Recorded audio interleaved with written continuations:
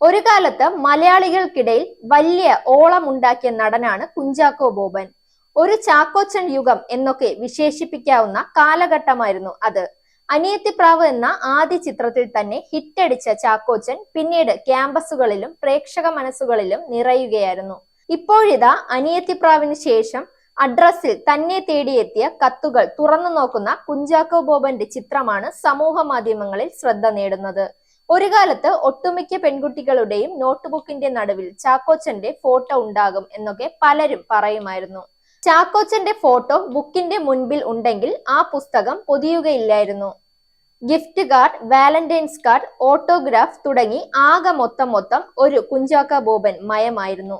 80-90 കാലഘട്ടങ്ങളിൽ അത്രത്തോളം പ്രേക്ഷകർക്കിടയിലേക്ക് കുഞ്ചാക്കോ ബോബൻ എന്ന നടൻ ആഴ്ന്നിറങ്ങിയിരുന്നു. Zag news, Thiruvananthapuram. നേരിന്റെ വാർത്തകൾ നിങ്ങളുടെ വിരൽത്തുമ്പിലെത്താനായി സാഗ് ന്യൂസ് ചാനൽ സബ്സ്ക്രൈബ് ചെയ്തും ഷെയർ ചെയ്തും ഒരു ശരിയായ മാധ്യമ നിലപാടിനൊപ്പം നിൽക്കാൻ ഞങ്ങൾ നിങ്ങളെ ക്ഷണിക്കുന്നു.